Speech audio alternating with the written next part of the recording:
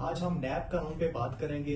नैब कानून का मकसद करप्शन और करप्ट प्रैक्टिसेस की रोकथाम करना नैब है। कानून के सेक्शन 9 में पब्लिक ऑफिस होल्डर और एनी अदर पर्सन का वर्ड यूज हुआ है, यानी कि कोई भी शख्स जिसने पब्लिक ऑफिस होल्ड किया या कोई भी और शख्स, उन पे नैब का कानून है वो लागू होगा। नैब के कानून में बेसिकली जो प्रोसीजर है वो ये है कि किसी भी शख्स के खिलाफ जब कंप्लेंट होगी तो वो सबसे पहले उसको हम सीवी कहते हैं, कंप्लेंट वेरिफिकेशन।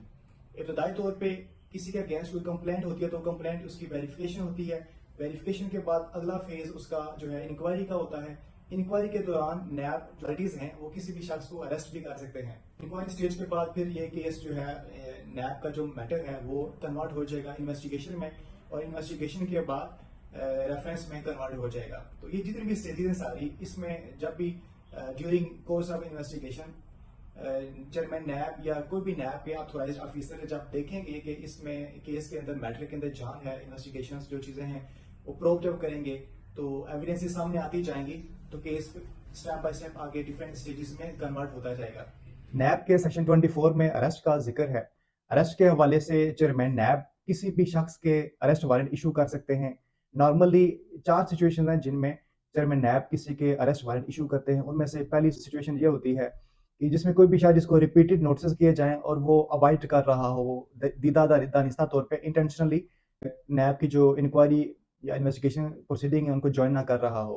दूसरी इसमें सिचुएशन ये है, कोई भी शख्स जब एब्सकॉन्डर होने के हवाले से यानी कि छुपने की कोशिश कर रहा हो, उसने अटेम्प्ट की हो।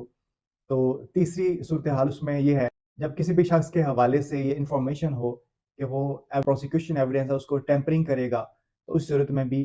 और चौथी सूरत में जब किसी भी शख्स के हवाले से कोई क्रेडिबल इंफॉर्मेशन हो कि वो ऑफेंस रिपीट कर रहा है या उसको ऑफेंस को कंटिन्यू कर रहा है, तो इस सूरत में भी चेयरमैन नैब हैं वो उसके अरेस्ट वारंट इशू कर सकते हैं। ये मुख्तलिफ सिचुएशन हैं जहाँ पे चेयरमैन नैब जो है वो किसी भी मुलजम के वारंट इशू कर सकते हैं। ऐप के केसेस में बेल का तरीकाकार ये है कि बेल अगर किसी भी शख्स को कॉल अप नोटिस इशू हुआ हो जिसमें उसको बुलाया जाए कि वो आके इंक्वायरी ज्वाइन करे, तो उसमें बेल बिफोर अरेस्ट अबूरी जमानत करवा के या फिर किसी भी शख्स को उसके अरेस्ट वारंट इशू किए जाएं, तो वो भी वारंट इशू होने के बाद उसके नॉलेज में ये बात आ जाए कि उसके वारंट इशू हो गए, तब भी वो बेल बिफोर अरेस्ट या अबूरी जमानत करवा के शामिल तफ्तीश हो सकता है।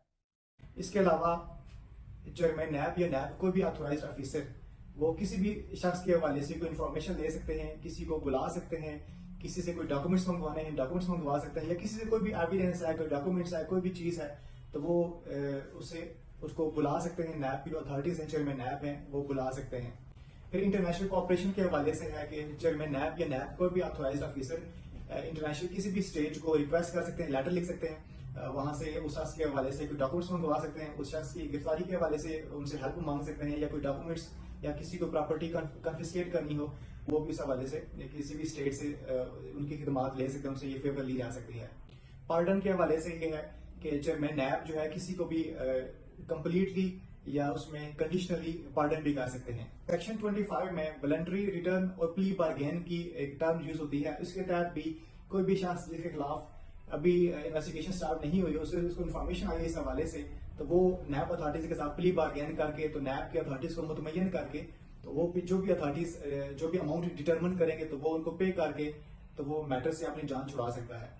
तो बेसिकली ये सारा प्रोसीजर नैब के लॉ के अंदर कोई भी रेफरेंस बनेगा तो वो चेयरमैन नैब जो है उस रेफरेंस को कोर्ट को फॉरवर्ड करेंगे, तो फिर कोर्ट उसको ट्रायल करेगी।